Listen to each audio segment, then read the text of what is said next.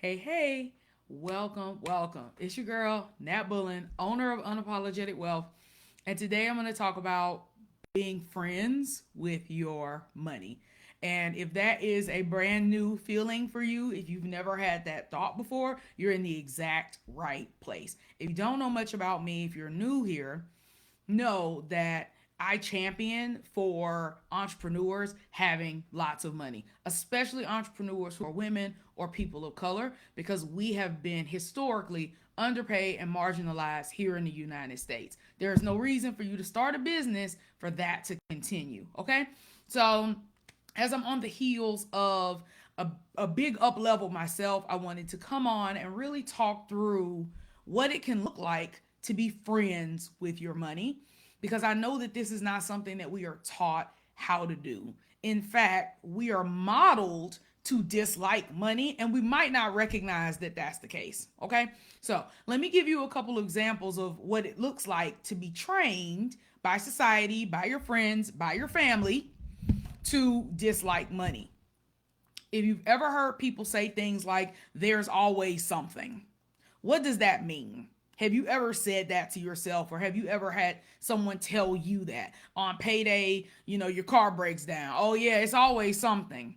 What does that signal to God about how you feel about money? What does that signal to the universe? What does that signal to your subconscious when you say, as soon as I get my hands on some money, something happens and takes it away from me?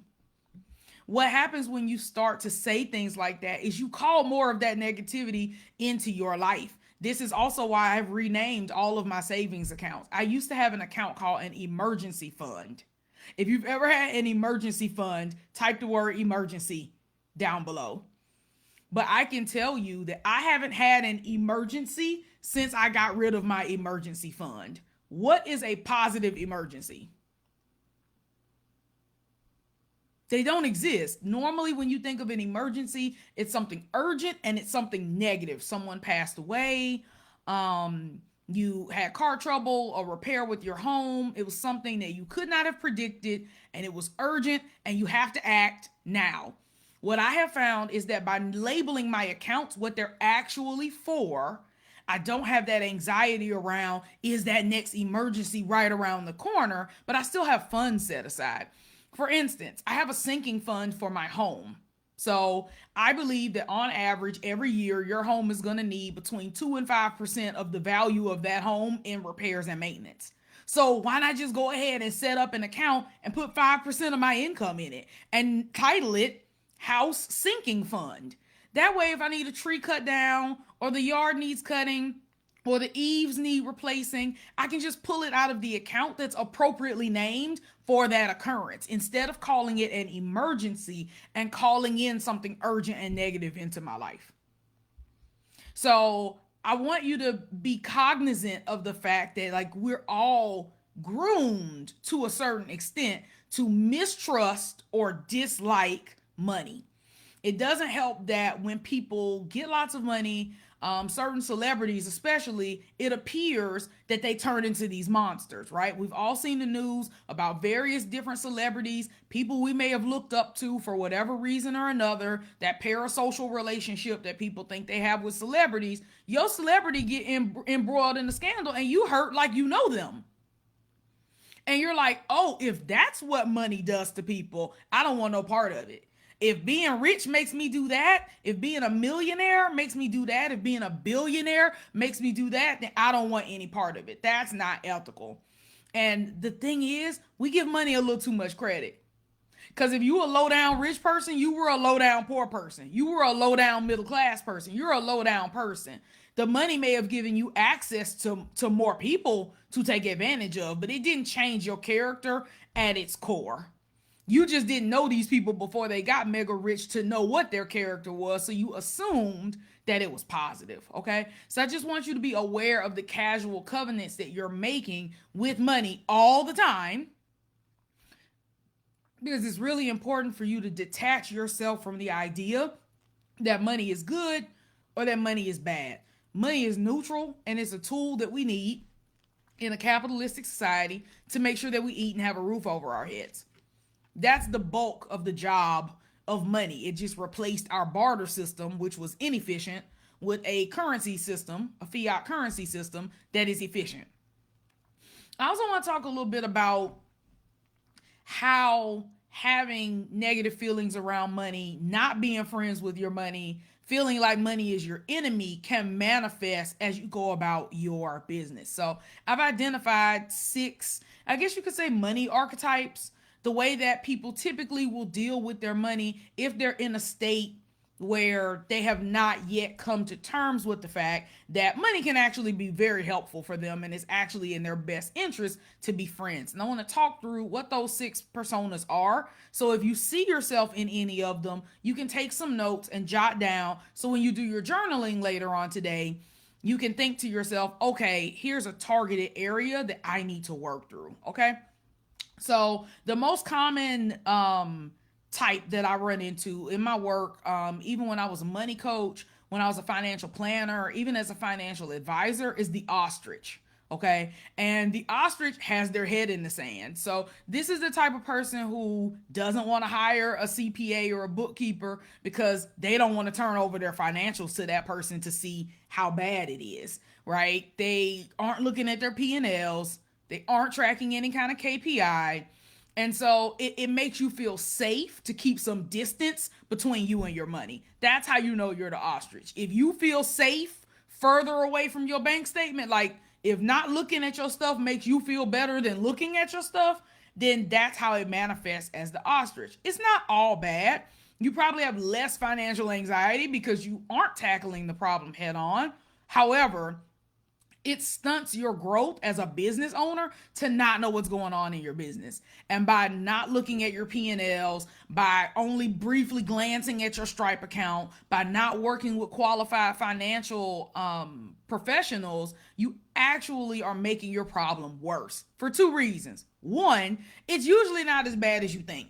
What I find when I do get clients who are ostriches and I look through all their financials and give them a synopsis of what's going on, they're like, oh, that's it?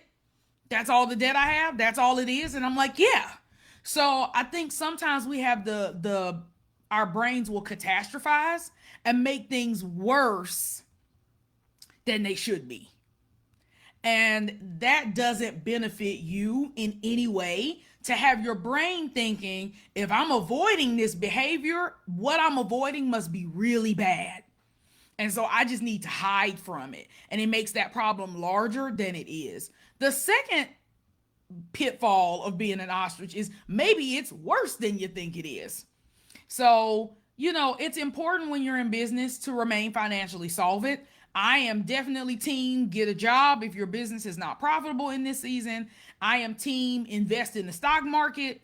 I am team hire help. You can't do any of those things if you aren't on top of your money. So if you are in a place where you're like, you know what, Natalie, I would rather just avoid looking at any of this stuff, that's something that you want to journal about. And so here are some things to get you started if you're listening to this thinking, that's me. Okay. So first, I want you to lay out the root of where you think this comes from, right? Maybe ask yourself some questions, some open-ended questions like, was it ever modeled to me to avoid looking at my finances? Did you see your parents do that? Maybe when I was growing up, was I told that certain groups of people were better at managing money than other groups of people? And if so, do I identify as either group? And lastly, you might want to ask yourself, what's the worst case scenario here? Again, the problem with catastrophizing is that your brain makes things way, way worse. So what is the worst case scenario? So let's say you've been avoiding opening your credit card statement. You know you have a line of credit, you have personal debt, you have professional debt, you have debt on the books with the business, and you're terrified to look at it. What's the worst case scenario? I think it's good for you to journal that out. What is it? Is it that you file bankruptcy? Is it that you have to go back to corporate? What is the worst case scenario if you look at the debt and the debt is as bad as you think it is? What I find is that the human mind loves to solve problems. And so if you give it a problem, it will start to work through a solution. And even that will give you some solace, even for what you consider a bad outcome. Usually, our bad outcomes, once we've laid them out on paper, aren't as bad as we think. All right. The second persona that I see often is the big spender. So, the big spender is a person who is trying to spend their way out of their problems. Now, there are some healthy ways to invest to solve problems. I have a housekeeper. I have a meal prep person that cooks my meals. I have lots of help. Okay. I have an OBM in my business. I have a CFO. I'm not talking about healthy investment. The big spender feels like the more money they spend, the more enlightened they are, the better they're doing. It's for an ego boost. Unfortunately, the high ticket coaching industry has preyed upon the big spender. And as a recovering big spender, I can tell you, just because you spend a whole lot of money doesn't mean you're good at running a business. It doesn't mean you made the right choice, and lots of businesses that are out right now prey on the fact that you want your business to succeed. So they give you rhetoric that incites that kind of fear reaction of, if you really cared about your business, you would make this investment. If you really had, the gumption that you say you do, you would invest, you would come up with the money. So now we have a lot of people who really believe, hey, if this person don't charge more than me, they can't be my coach. If this offer ain't $20,000, it's not good enough. And we escalate. So you'll see people that have had a $10,000 program, then they'll buy a $30,000 program, then they'll buy a $50,000 program. The issue with being a big spender is that you lose sight of your KPIs and the real reason you're in business. A regular business outside of the Facebook coaching bubble is probably spending 3 to 5% on personal or professional development for the CEO. So for you to be spending $50,000, $100,000 a year in coaching, if your business is doing less than maybe $2 million a year, that number is outsizably large. It's not an appropriate number. And if you talk to your accountant, they'll probably agree. There's a lot of ethical things I could talk about there, but I'm not, because we're on a mission. Today, we're just talking about what these personalities look like. So the big spender is the type that will overinvest in programs and experiences and retreats, sometimes at the expense of building a safety net for their business. I'm always shocked at the number of people who will pay a coach $18,000 who don't even have a bookkeeper. And this is common. For a long time, I wanted Unapologetic Wealth to have a finance arm and offer bookkeeping because so few of my clients had bookkeepers. I was shocked. And these are people who would put down money with me, no problem. They will pay $5,000 for a VIP day, $3,000 a month for coaching for years. And then you ask them for P&Ls and stuff and they don't have it. I've literally had to make clients get bookkeepers. Very few coaches are doing that, because they know that the bookkeeper is going to go, why on earth are you paying this much, right? Like, again, some ethical stuff to be considered. But if you don't have a savings cushion equal to at least the amount of your high ticket offer, you might be a big spender. If you're investing more money in your coach than you're paying yourself in salary, you may be a big spender. So here are some reflection questions for you as you embark on your money mindset journey, okay? And if you stay with me at the end, you already know I'm going to give you a way to work through this and work with me, right? But for now, jot these down so that you can work through them and journal. At what point in my life was there something I wanted to buy and I didn't have the money? How did that make me feel? That's the journal prompt for the big spender. List some points in your life where there was something you really wanted or needed and you did not have the money. How did that make you feel? Normally, the big spender is trying to overcome a period of lack that occurred somewhere in their past. At some point, there was something that they needed and they didn't have the cash for. So now that they have this high revenue business, it's a free for all. It's like, yeah, I'm gonna spend it. I got it, whatever it costs, right? If you're in overlapping programs, 2, 3, 4, 5 programs, and you got payment plans on all of them, you're probably the big spender. All right. Third money persona that might be holding you back is the accumulator. The accumulator is the opposite of the big spender. This person is frugal. They are saving every penny. And that might not sound bad. You might be like, Nelly, what's wrong with saving? Nothing. But if you are so cheap to the point that you won't hire help, you're trying to do it all yourself, you're stepping over dollars to get pennies. This I see a lot of times with people who have been burned. So as a defense mechanism, they're like, I'm not spending any money anywhere. I'm not paying for tax prep. I'll do my own taxes. I'm not paying for a marketing assistant. I'll write my own blogs. And they're so risk averse. And this manifests in other ways because people who are risk averse are typically afraid of the stock market. So they're working really hard because the accumulator is saving, usually not even in a high yield savings account.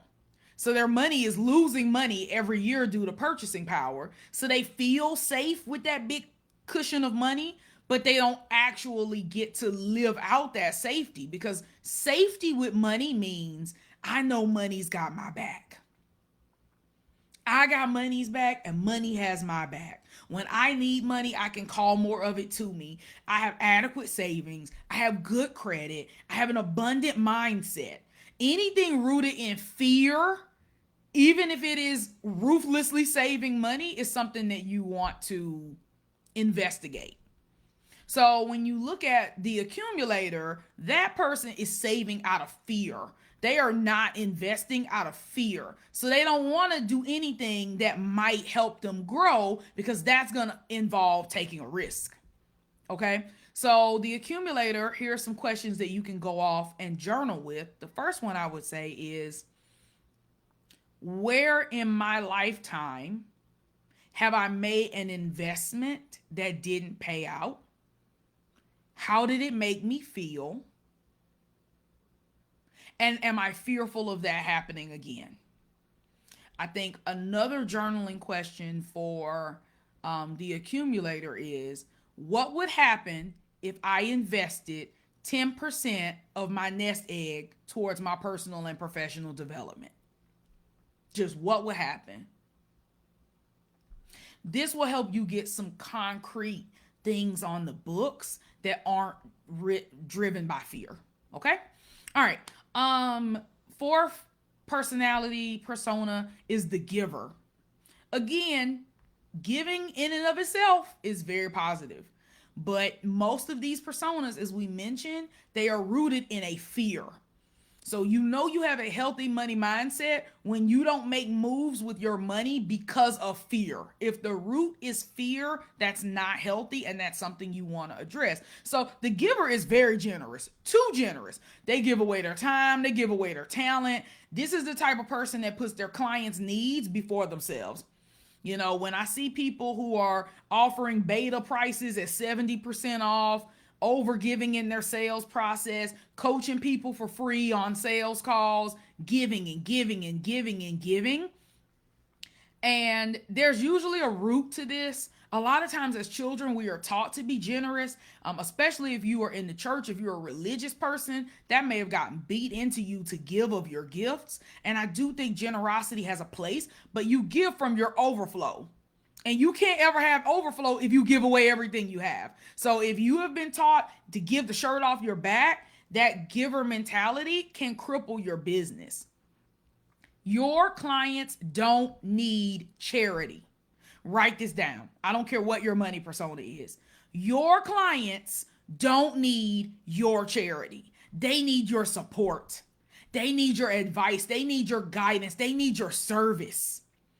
Your clients do not need you to watch out for their pockets. They're grown. You're not predatory. If you were, you would not have gotten this far. You wouldn't be following me. You wouldn't be in my programs if you were a predatory type of individual. Your clients need you to show up fully. And in order to do that, you got to be safe with your money. You got to have savings. You got to know that your bills are paid. If you can't pay your mortgage, you're not going to show up fully with your clients. If you haven't made $10,000 this year, but you helping clients make $10,000 in a month or a week or a day, that resentment is going to come out. You cannot take great care of your clients if you can't take good care of yourself. So if you're the type of person who gives and gives and gives, I want you to assess, what is the root? Where is that coming from? What is making you decide, I have to step outside of my boundary just to get people to engage with me. All right, so here are some journaling questions for people who are givers, right? Number one, what do you think would happen if you set a healthy boundary with your business? What do you think would happen if you set a healthy boundary? Just one boundary. That might be not responding to DMs on the weekends. That might be staying firm on your price and not letting people haggle. That might be not proactively offering discounts. What do you believe would happen? And be honest. If you believe you would lose all your clients, write that down. Because I want you to get it out. Most of the money mindset issues we have is because we won't be real with ourselves. We won't tell the damn truth. We won't tell ourselves the truth. We won't tell our therapist the truth. We won't tell our coach the truth. We just kind of hide. Be honest. When you go to journal this evening, I want you to have some prompts. And the giver normally has been taught at some junction or multiple junctions in their life that the only way for people to like them and know them and trust them and buy from them and care about them and love them is for them to do a whole lot. So what would happen if you did less? That's going to be your journal prompt. What would happen if you did less? What do you think is going to happen? And if you think your whole business will fail, write that down. Because at least it's the truth. And once you settle with the truth, you can move forward. But as long as you lie to yourself, you can't, you know what I'm saying? Like you're not going to get where you need to go. And this is the year for you to get where you need to go. This is it. I know it's late in the year. I know. I don't care. This is the year. I don't care how bad your year was. This is the year. All right. Next journal prompt for my giver is, at what age do you remember being told that you had to give your gift away for free? How old were you? How old were you? That's important, because if you're 38 and you got told as a 5-year-old in the church that you had to give all your gift away for free, and you've been singing in the choir and dancing in the praise dance, and then you started volunteering in the soup kitchen. I mean, you've been doing this stuff since you were 5. You got 33 years that you have been marinating in the idea that people will only value you after you've done something for free. Now, I'm very empathetic towards the giver, because I know where that comes from. And I don't want to take advantage of people. And one of the things I'm so proud about is how I pay people. My OBM is incredible. And when we started working together, I offered to pay her. And I'm so proud that I have paid her every single month since, on time. It does not matter if I believe that she would do some work for me for free. She would. But I would never want to reinforce that negative behavior of, no, you got to audition for me first. Go do some free test projects and go do some free this and that. No, you need to encourage not just the giver, but the people who take advantage of givers as well. And givers got to take limits, because takers never do. Run that back. Givers have to set limits, because takers never do. So if you are a giver, you are at a huge disadvantage, because the wolves know what sheep look like. Now, I'm a sheep that just tends to put on a wolf costume ever so often, so the wolves think I'm one of them and leave me alone. But if you know that it's in your nature to give and give and give, there are some things you're going to need to work through, right? It's part of why I'm launching this new program, and I swear I'm getting to it. I know y'all going to watch this. Y'all know I'm launching a new program, right? And it's God's work for me. But this one thing we're going to be talking about is, like, how can you protect yourself if you're a giver? The easiest way to protect yourself is to charge more money. Givers almost always undercharge. And so it's not so much that they did too much, it's that they did too much for what they got paid. Had they gotten paid more, it actually wouldn't have been such a bad situation. All right. So we talked about the ostrich who hides for money. We talked about the big spender who tries to overinvest to make themselves feel better about their money. We've talked about the accumulator who takes no risk at all. We talked about the giver who is so exceptionally generous that they've put themselves last inadvertently. Let's talk about the perfectionist, okay? And the perfectionist is an obsessive type. They obsess about controlling every detail. And when they can't control every detail, they're paralyzed. So the perfectionist tends to do nothing if all the circumstances are not right. This is the person who's been launching for 5 years. That's the person who's been doing market research for that new program for 8 months and still can't tell you what people want or what they would pay for it, right? Because they can't control all the variables. Again, all of these personas have an issue that is rooted in fear. The perfectionist fears losing control because they believe that only when they are in control do things work out their way.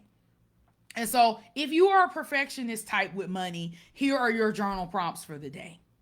And just so you know, you could be multiple of these. So keep listening because you might be writing down, be like, okay, I already know which one I am. And then you hear another one, be like, oh, wait, damn, she got me. I am another one. So the perfectionist, I want you to ask yourself, it's a good reflection question. What happened the last time I shared or gave away control in my business? So that could just be, I took some advice. What happened when you hired a CMO and you took their advice? What happened the last time you gave someone else some modicum of control? What happened? Usually it's not a catastrophe, but if it is a catastrophe, that's cool. Write it out. The next thing I want for the perfectionist, ask yourself on a scale of 1 to 10, how energized you feel in the morning. On a scale of 1 to 10, how energized do you feel in the morning? This may seem like a really unusual question, but I find that when you really want to hold on to control, your brain is working overtime. You don't feel good at all. You wake up worried, you go to sleep worried. How energized do you feel when you wake up in the morning? You wake up in the morning, you think about your business, scale of 1 to 10. All right, last journal question for self-reflection for the perfectionist is, what would happen if you did nothing? So if you continue on this path, analyzing everything, watching everything, trying to crunch all the numbers and do all the things and not taking any action until you are 100% certain, what's going to happen? How will your business look 1 year from now if you do nothing? What would happen? Be honest. Write out what would happen. Would you burn out? Would you quit? Would you run out of money? Would you lose all your clients? What would happen? I find that doing nothing is actually the scariest option damn near all the time. Damn near all the time, doing nothing is the worst case scenario. So what would happen? All right, perfectionist. And the last one is the reluctant leader. You ain't never heard of this one before because I made it up. Because it's me. This is why I started going to therapy, because I wanted to overcome my reluctant leader syndrome. The reluctant leader doesn't feel like they deserve the success. Or maybe they just don't want the attention. Or maybe they underestimate their gifts. Whatever the case, they're very hesitant to embrace their full leadership potential. They always want to hedge it. Well, I'm okay, but I have these flaws. I do it all the time. Oh, I'm great, but I suck at tech. Right? Like you deflect. And so I made this for me. I call myself out. It's why I go to therapy. Seriously. Because that is rooted in fear. That is just fear of success with a fancy tiara on. Because if you're the reluctant leader, you haven't fully embraced the identity that's going to take you to the next step. So you always kind of have to knock yourself down a peg. Be like, well, no, I'm actually just normal. You know, it's all good. But if you don't step up fully as a leader, you don't make the right judgment calls for your business. For years, I rejected the idea of strategic annual planning because I didn't see myself as the type of person who needed no plan. I ain't no real CEO, I don't need no plan. That's how I felt. And so I behaved in a way that was very in alignment with a freelancer. I was a high paid freelancer. I had a high revenue business, but I had not accepted that I was the leader of the ship. So I would try to deflect and hire other leaders. I'd be like, well, maybe my coach can be the leader. She know what she doing. She been in business 15 years. Maybe my marketing consultant, Sarah Moon, maybe she could be the leader. Hell, anybody but me. I do not want the responsibility of trying to run this multi-million-dollar ship, right? And I know my business will be a multi-million-dollar business if I don't quit it. I know that already. It's already written. And so again, all of these are rooted in fear. So if you are a reluctant leader, the type of person who feels like they kind of got foisted into entrepreneurship and has just been successful to a degree, but you don't really see yourself as the boss, you don't like calling yourself a CEO, you hide behind your team, you hide behind your coach, I have some journal prompts for you, for the reluctant leader. The first one is, what would happen if you fully embraced your leadership? What do you think would happen if you fully embraced your leadership? You stopped hedging. You stopped telling yourself you didn't make enough money to hire people. Just what would happen if you stopped making the excuses and you fully stepped into your leadership? What would happen? What do you think would happen? Because you don't know what would happen. What do you think would happen? All right.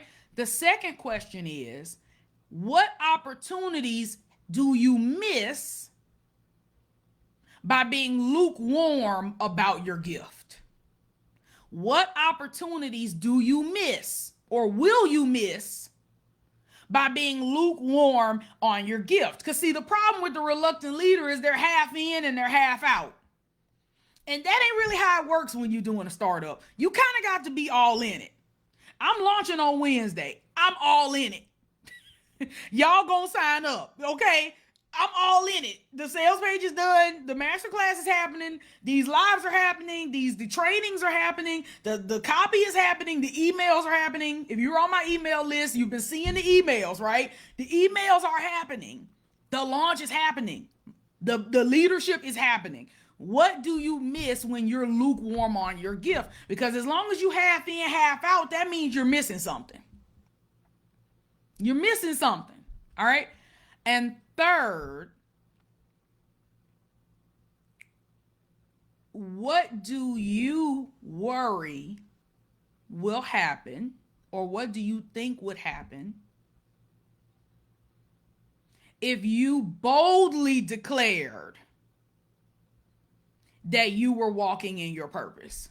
What do you think would happen if you made a declaration anywhere that you are the boss, you are the leader, and that you have a gift and you're going to use it?